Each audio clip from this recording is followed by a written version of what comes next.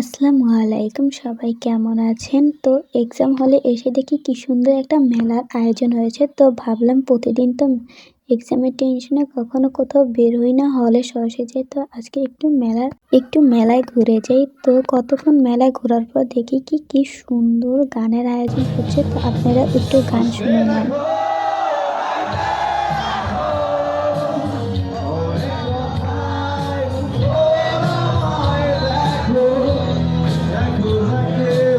এরপর গান শোনার পরে ভাবলাম যে একটু ঘুরে আসি। দেখেন কি সুন্দর সুন্দর আপুরা মেলার আয়োজন করেছে। প্রতিটা স্টলেই কিন্তু সুন্দর সুন্দর আপুরা আছে।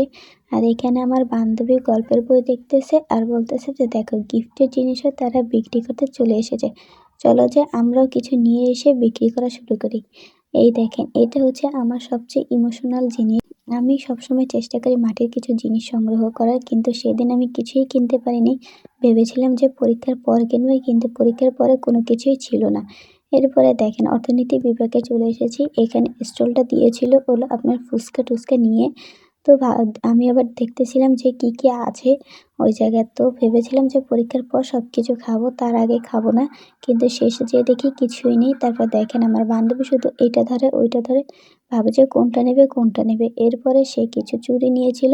এরপর দেখেন আমি চলে এসেছিলাম ভূগোল স্টলে। তো পরীক্ষার টেনশনে তো মাথাটা গোল ঘুরছে। তা ভাবলাম যে একটু মাথাটা পৃথিবীটা একটু ঘুরিয়ে আসি। তো এরপর দেখেন কি সুন্দর সুন্দর শাড়ি, আরও কত সুন্দর সুন্দর স্টল উঠিয়েছিল। পিঠা, আচারের স্টল উঠিয়েছিল।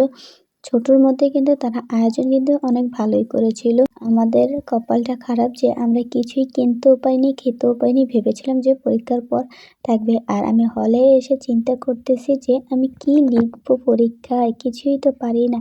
আর এত সুন্দর মেলা হচ্ছে তা রেখে আমি হলে। আজকের জন্য আল্লাহ হাফেজ।